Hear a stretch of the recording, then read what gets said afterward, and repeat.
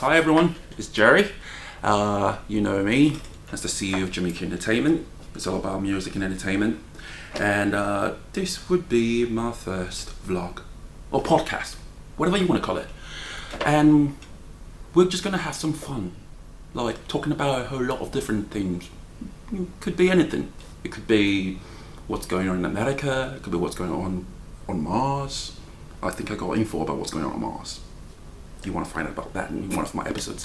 But today, we're going to be talking about two friends of mine, Aster and David.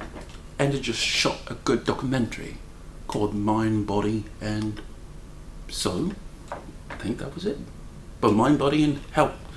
It's a very interesting documentary. It's 2 hours, 11 minutes, and I watched every bit of it. It was quite interesting, really nice. I liked it. It's all about alternative medicine with a bit of Kung Fu and Far East Asian elements into it. It was intriguing in some sense. It shed some light on things that I never knew about Kung Fu or alternative medicine from the Far East. I actually thought I knew a bit about Kung Fu growing up watching Bruce Lee, Jackie Chan, and you thought you knew everything about the whole monkey and snake style, but it's more than that.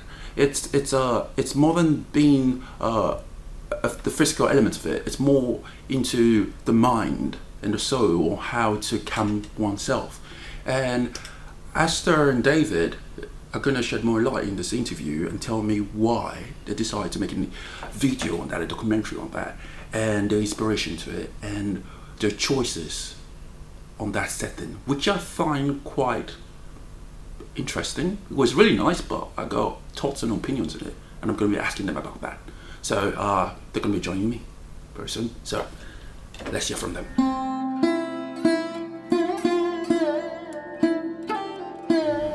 Hey everyone, so I'm back, and this is Aster and David. Are they Aster and David? Or maybe they're the Martians. Watch out for my next episode. But anyway, this is Aster and David, my friends, who made the lovely documentary that you can find on YouTube about Mind, Body and Healing. Yeah, Mind, Body and Healing. I wonder if they're going to make a new one with Mind, Body and Soul. I think the soul is needed in it. Yeah. So let's get started, have we? So the documentary, I watched the whole 2 hours 11 minutes of it, and I did like it. The opening scene of it was really good. I liked it. Having the kid put into the hospital. But I was curious about something. I felt like I didn't know what was really going on because there wasn't much info. But for that, let me ask you this. I'm sure you get a lot of questions about this. David, what was your inspiration in making that documentary? Well, it's really difficult to pinpoint like how, because I think it was kind of like I was in a state of chaos, I would say, like when this whole thing started. Because, I've been making films like involving independent making since 1983. That's a long time. That's a long time. It's a long time. We're talking like 40 years. Yeah, that's 39 years. And I can't even remember like consciously when do I wanted to like interested in making movies. Like always know I enjoy watching movies and reading comic books and listen to storytelling. But back to this film, I think it was like the last film that I really involved was like back in 2012, I would say. Okay. And then so I haven't really made any personal films for a long time, like between the last one and this one. Okay. Which I started filming around 2016. That was shortly a few months after my mom passed away in around April in 2016. So I think I was in a state of mourning, sort of like I was literally I wasn't sure where I was going or what I'm going to do. Like it was a time period of a transition. Okay. And also I wasn't really feeling well at that time. I think a few years prior to that, I had sort of like what you might call like a life-altering wake-up call. So, am I free to ask what was that? Well, I think it was like in around 2013 or 2014. I just had one of these like. I just finished dinner, and in a restaurant, and then I walked out, and then I felt a really sharp stomach pain, and I just like fainted. And I just felt like I had a blackout on the street, right on the sidewalk. Wow. So I think that's what happened. Like it was, I think my body, my own health, it hasn't been, in a very good state for quite some time. In order to build up to that sort of, I would say like a collapse. Okay. Yeah. So I was hospitalized for 4 days. Like I was taken by an ambulance. I woke up on the sidewalk and it was a complete blackout. And I, the ambulance, the Medicare, like I just got woken up on the sidewalk and I felt like a pain in the back of I think I bumped my head on the sidewalk. So. Well, good thing that no one thought you were a drunk man falling down the sidewalk. I don't know. Like, lucky I was with some friends. Like, they called the ambulance and yeah. So anyway, after that sort of, like I think I wanted to look into my health situation and I visiting doctors and things like that. But I, within that period, like I've been experiencing a lot of like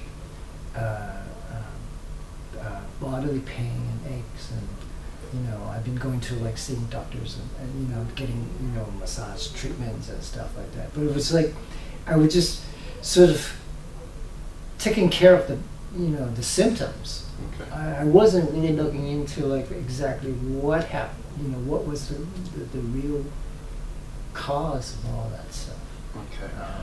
So I take it that you had this incident and happening with your loss of your mom. Mm-hmm. It made you decide to think about taking care of yourself, your body, and you tried all those medicines, like you said. You fainted on the road, and all those medicine didn't give you the answers you were looking for, and that pushed you into the alternative sides. Well, the funny thing was in the hospital, like I was in one of the intensive care units, and I mean I went through all the checkups and everything, blood tests. They put me through MRI and scanned my brain, and they just couldn't figure out like what's wrong with me. Like so I got discharged and then I sort of like I started gradually looking into like myself, taking care of myself better. Okay. But back to the film, like I wasn't really consciously wanted to make another documentary. Okay. I think I was just had this idea as, maybe I want to follow a character or looking I didn't know anyone that I wanted to follow at the time, or how to begin. And that where she came in, because she was so involved in it. Like she was like the main character in the documentary. Like I've known her for a while now, and I watched it, and I was watching her, like looking at her scenes, like she was doing all these moves. So I'm gonna ask you this question because I've already asked him his own inspiration to it. What was your inspiration in being the main character in that movie, and not making me the villain in it? Well, number one, you never asked. Number two, I was going through my own journey of healing.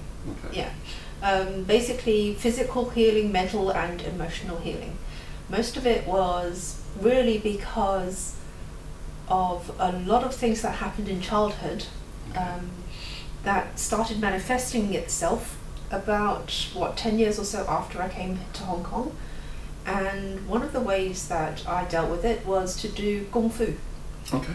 Yeah, so in Kung Fu, It's not just about moving around and defending yourself, learning stances and styles and where to place your feet and how to drive a punch.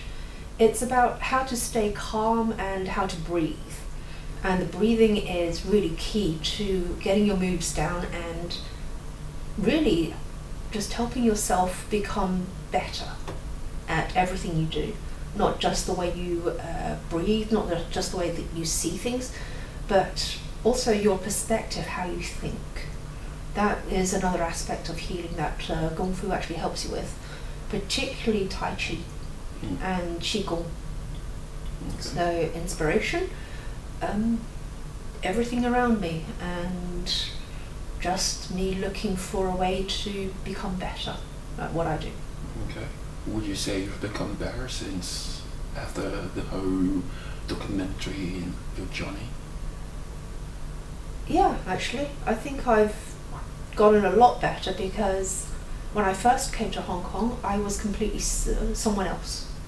I did a 180-degree turnaround. So what you see now is at least 2 decades of work. That's good. So in the documentary, I saw that you guys went to Nepal. Mm-hmm. Why Nepal? What made you choose Nepal? Well, I was basically following one of the main characters. Her name is David Chow, and she was the first character that I followed. Mm-hmm. Like I met her through a mutual friend of mine, and so we met, and she's turned out to be like an ex-social worker. Okay. Like she's really on her own sort of. She has her own mission, sort of bringing healing messages and services to a lot of these post-earthquake traumas and rescues and so I think she started one in Sichuan, China, and then she also went to the one in Nepal where the earthquake was back in 2015. That was one of the really huge destructive earthquake in the history of Nepal. She already did some mission in the village Laprak, and then I filmed her in one of the segments in during the remote area in Sichuan. And so after, I think it was a couple of years later, I followed her to Nepal. Okay. And interestingly, Nepal is associated with the Himalayas and sort of has a very spiritual history dealing with yoga as well in the film. All this, it wasn't really of my conscious sort of decisions. Like I, at that time, was still at a very early stage of filming, and I was just following her around and covering her story and just recording a lot of her journey in that sense. So, but I've been to Nepal a few times before, and I actually worked with one Nepalese film producer in Nepal, and we made a film. That was the last film that I was involved in around 2011, 2010. Okay. Watching the documentary, I really liked it for one thing. It was quite tranquil. The shots took us to this rural community. Like you don't see all the time.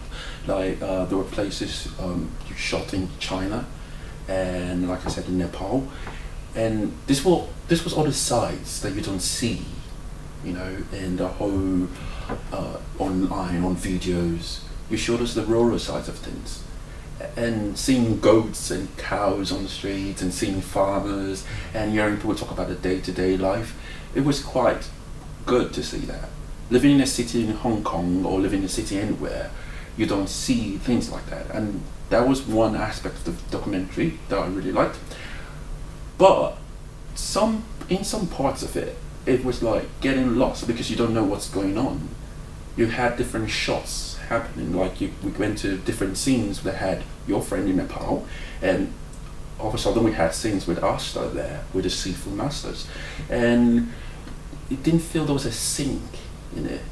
Did you, not using a narrator to like explain what was going on in different scenes, I felt caused that disconnect.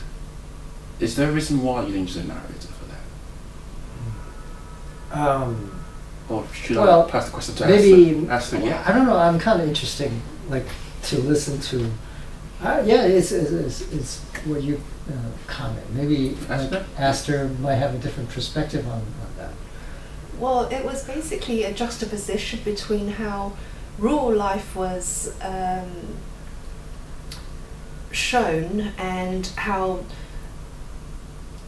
that was one aspect of healing, one aspect of people picking up after themselves, going about their daily lives and saying, yeah, we have to be our best selves, we have to have a community. And the tie-in, the link there back to say me and some sifu is also how there's a Kung Fu community as well. So you've got the link between community and community, and on the one side it's like it's very tranquil with the countryside, but then when you get to Kung Fu you see, okay, it looks really busy because it's in the middle of a city, but once you actually get into practicing it, there's also this tranquility in there at the same time. So you have that particular link right there. Okay. So why not use a narrator? Like that really, I think that really would be something that would hold back some people from understanding the documentary. But like I said, the opening scene was really good.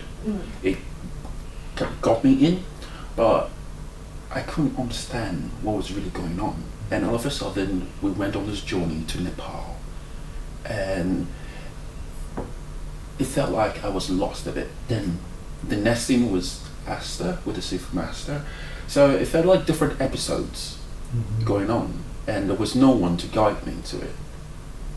So why didn't you use a narrator to help the audience understand what was going on? Or did you just wanted to make the video to be more of a reality TV kind of aspect of it? Okay. I think I probably have to go back to the beginning of when I started this project. It was not a very conscious decision of mine that wanted to do a sort of like a mainstream broadcast type of a documentary. And even in the beginning, I wasn't even sure if I would able to do a proper film project. Like at that time, I was really just wanted to engage myself in some activity so that I don't feel lost in some sense. As the documentary took me from like 2016 until like now, it's like 7 years later. Like it was a long process of having me, recorded a lot of footages through a long period of time and with many different characters. And all this time, I was not conscious of what story I was going to say or tell, or how am I going to tell it. And because I wasn't giving any, I was not commissioned, and there was no budget, and I was not planning on making the film for a particular venue, or like a cable company or a TV station or a particular type of format. So I was really just kind of let go of everything, like everything that I knew what a mainstream type of narrative documentary would be. I wasn't aiming for that. Okay. So I sort of use a very my own sort of intuition as a guy, as I make it as personal as I can.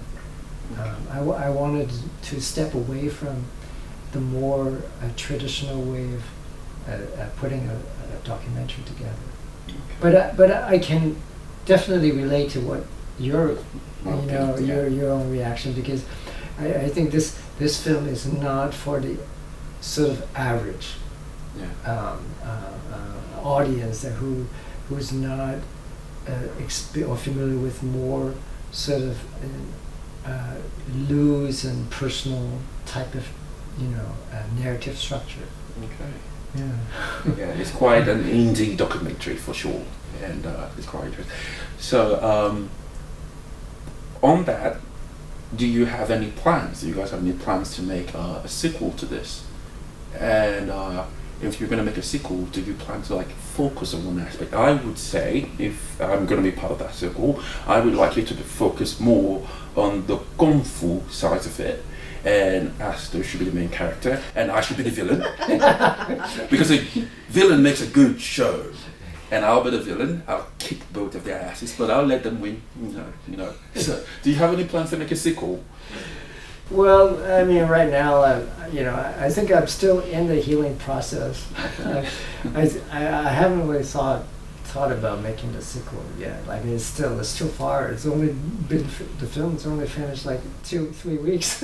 Well, make a sequel. I'm sure the audience would want a sequel. Who doesn't want to see me kick ass in a sequel? Huh?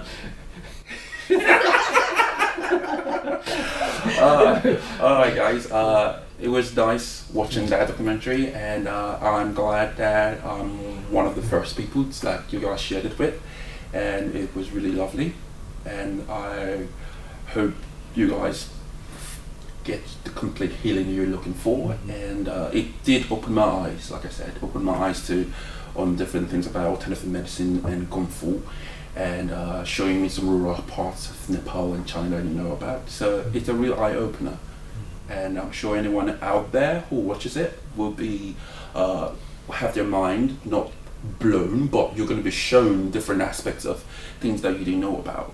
So I would advise you, go out there, watch Mind, Body and Healing, and get some healing of your own. So thanks for coming to the show, guys. Thank you very much. So, look forward to the sequel. Great. Thanks. Nice questions, actually. We're still rolling, by the way. Yeah. Yeah, I was still. Yeah.